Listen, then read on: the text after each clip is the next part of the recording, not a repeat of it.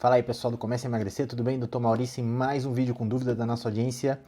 E a nossa dúvida de hoje é um assunto recorrente em relação às pessoas que começam a fazer low carb e querem entrar no estado de cetose, porque existe uma outra coisa que é bastante confundida com cetose e causa algum medo, especialmente nas pessoas diabéticas. Eu estou falando da cetoacidose. Então, nesse vídeo aqui eu vou elucidar qual é a diferença entre cetose, cetoacidose e quem está em risco. Se você resolver fazer uma low carb, se você tem dúvida que você pode cair no estado de cetoacidose, essa dúvida vai terminar hoje. Eu estou trazendo hoje aqui a dúvida do Cadu Cirino. Obrigado, Cadu, pela participação. Vamos lá. Doutor, a cetoacidose ocorre em quem tem diabetes tipo 2? Eu, sendo diabético tipo 2, posso fazer a dieta cetogênica? Então, novamente, Cadu, primeiro de tudo, muito obrigado pela tua participação e obrigado pela dúvida. Para a gente diferenciar cetose de cetoacidose, até porque você tem corpos cetônicos envolvidos, então é natural que ocorra essa confusão, nós precisamos estabelecer primeiro o que é a cetose. Tá? Isso aí eu acho que o pessoal aqui do canal está careca de saber, mas eu vou fazer uma revisão rápida. Então, cetose é um estado, né, que ocorre uma deficiência nutricional de carboidratos, com esgotamento das reservas desses carboidratos no organismo, que é na forma de glicogênio, e quando essa reserva de glicogênio se esgota, você não tem mais combustível. Então o corpo alterna para uma forma alternativa, alterna para alternativa é ótimo, mas enfim, o corpo muda para uma forma alternativa de combustível, que são os corpos cetônicos, originados da gordura corporal.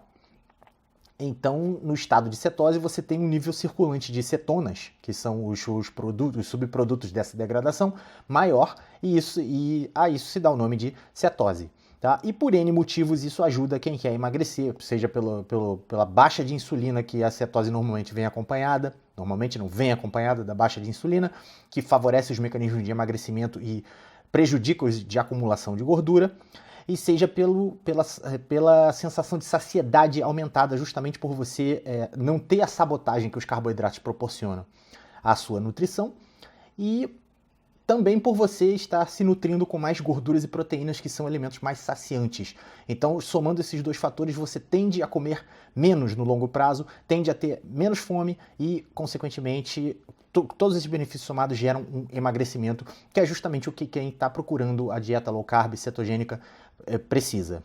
Então, quando você está numa dieta low carb, você entra num estado chamado cetose nutricional.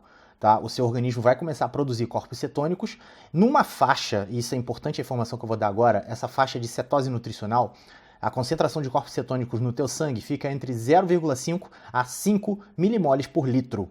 Tá? Guarda essa informação porque ela vai voltar daqui a pouco para quando eu começar a falar de cetoacidose e de outras condições que elevam descontroladamente o nível de cetonas no organismo. Então, agora que eu já falei de cetose, vamos falar da cetoacidose. O que é isso? A cetoacidose, para você entender de uma vez por todas qual é a chave da questão, tá? Ela tem um pré-requisito.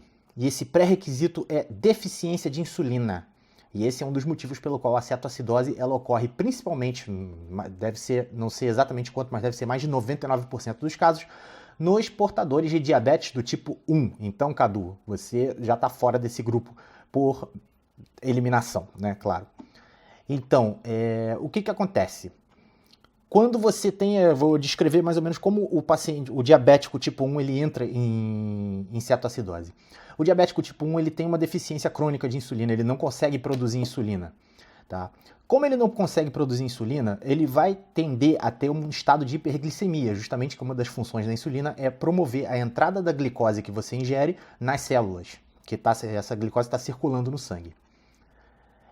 Como essa glicose não entra nas células, o organismo vai entender que você não está comendo glicose. Basicamente isso. Então, o que ele vai fazer? Ele é programado para isso, ele vai começar a lançar mão do estado de cetose, exatamente como na dieta low carb. Só que a diferença aí, no caso, é que a glicose está presente, mas é como se ela não tivesse, porque ela está só no sangue e não consegue entrar nas células por causa da deficiência de insulina. Tá? E aí o teu organismo vai começar a puxar as reservas gordurosas, tal, e começar a produzir corpos cetônicos. Esse, aliás, é um dos motivos pelos quais o diabético do tipo 1 tem como sintoma o emagrecimento. Tá? Justamente ele está mobilizando as reservas gordurosas para produzir corpos cetônicos. E aí qual é o grande diferencial da cetoacidose? O problema é que quem regula essa produção de cetonas também é a insulina em algum nível, que eu não sei exatamente qual é, mas isso não é tão importante assim. Vou explicar por quê.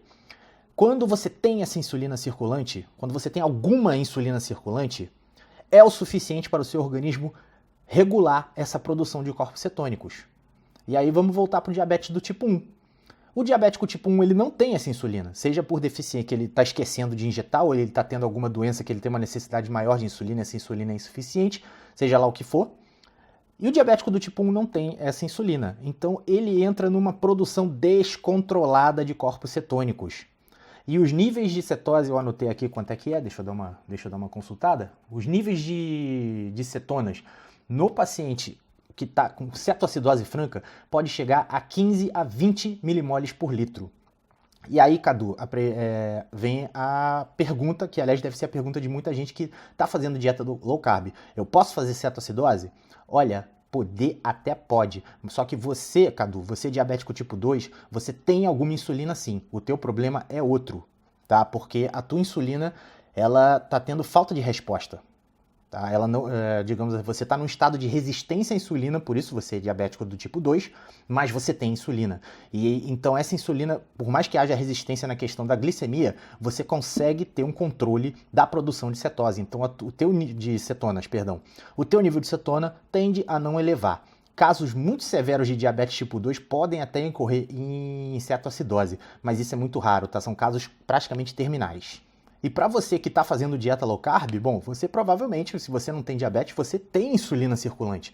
Então você está protegido por essa insulina circulante, ainda que esteja baixa na low carb, mas ela existe. Tá? Quando você come pouca glicose, você produz pouca insulina, mas você tem insulina. Que é diferente do diabético do tipo 1, que ele não tem insulina. Então você não diabético, ou mesmo diabético do tipo 2, você tem condição de bloquear essa superprodução de cetonas. Então, voltando à cetoacidose, o que acontece? Como ela é produzida? Quando você tem esse excesso de cetonas circulantes, tá? E é um excesso muito além da cetose nutricional, isso deve ficar bem claro, tá? É uma concentração quase 10 vezes maior do que a cetose nutricional mais forte que você pode atingir. Ou seja, provavelmente você não vai conseguir fazer isso, a não ser que você entre num estado de fome, faça jejum durante 10, 20 dias seguidos, tá? E, aliás, vou só cortando o assunto aqui um pouco rápido, quando eu conferi numas estatísticas aqui, quando você faz um jejum de 10, 20 dias seguidos, o teu nível chega a mais ou menos 10 milimoles por litro, tá? E uma cetoacidose chega a 15 a 20, então é uma coisa, você vê que é uma coisa bem extrema. Então, novamente, você tem uma produção de cetonas totalmente descontrolada, essas cetonas superam o sistema tampão de controle da acidez e da alcalinidade do seu sangue, e aí você entra num estado de acidose, o teu sangue começa a ficar ácido, isso tem consequências deletérias, isso pode ser até mortal. E um fator contribuinte para isso é a desidratação que normalmente vem junto com o estado de cetoacidose. Isso porque, voltando ao diabético tipo 1, ele está com um estado de hiperglicemia, então os rins vão começar a eliminar essa glicose e essa glicose carrega água junto. E ele está no estado de uma cetona altamente elevada, o que também vai aumentar o fluxo renal carregando água junto. Então você tem ainda, em cima disso tudo, uma desidratação severa. E a cetoacidose ela pode ser fatal no paciente diabético tipo 1, que é a principal vítima. Existem outras condições onde a cetoacidose pode ocorrer, tá? Que ela pode estar associada a casos de alcoolização severa. Tá? Já houve relato de alguns casos de pessoas que foram em raves e tomaram êxtase, que começaram a dançar que nem loucas, evoluíram para um quadro de cetoacidose.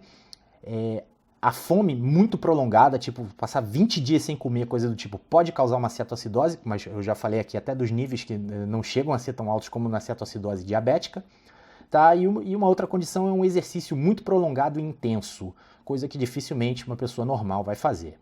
Então, reforçando aqui para a gente encerrar, a chave da questão se a pessoa vai ter cetoacidose ou não chama-se insulina. Se essa pessoa tem alguma insulina, produz alguma insulina, essa insulina é o suficiente, mesmo que em pouca quantidade, para promover esse feedback negativo regulatório da produção de cetonas. A pessoa que não tem insulina, ou seja, o diabético tipo 1, perde esse mecanismo e começa a produzir cetonas de forma descontrolada, evoluindo para um estado de cetoacidose. Então a cetose nutricional que você que está fazendo dieta low carb faz, ela é totalmente segura, dificilmente, praticamente impossível de você atingir um estado de cetoacidose, a não ser em condições extremas. E respondendo a sua última pergunta, Cadu, você perguntou se você diabético tipo 2 pode fazer a dieta cetogênica? A resposta é deve. Quem causou a tua doença foi o excesso de carboidratos que você comeu ao longo da vida, muito provavelmente. Então, se você eliminar essa causa, o teu organismo tem condição de reverter o quadro. Mas é aquela história, se você voltar a comer carboidrato que nem um doido, o teu diabetes vai reaparecer mais facilmente. Agora, se você fizer uma dieta cetogênica certinha, uma low carb, comendo pouco carboidrato, você não vai ter necessidade de insulina, tá? E os melhores resultados da low carb são justamente nos pacientes que têm resistência à insulina como você. Tá? Então a dieta é mais do que indicada no seu caso. Aliás, ela sempre foi a primeira linha de tratamento e infelizmente nunca é seguida por ninguém porque tem esses problemas de adesão à dieta e aí já entram outras teorias conspiratórias, aí, máfia de medicamentos e por aí vai. Tá? Ninguém dá ênfase ao que deveria ser dado, que é a dieta. Certo, Cadu? Então, obrigado novamente pela dúvida, eu vou ficando por aqui. Lembrando mais uma vez que se você quiser... Aliás, se você quiser fazer uma pergunta, ver sua pergunta respondida aqui por mim, só deixar aqui nas dúvidas nos comentários, eventualmente eu trago, faço um vídeo, tá? Se você gostou desse vídeo, não esquece de dar o like, se você ainda não se inscreveu no canal, a hora é agora, e eu te vejo no próximo vídeo.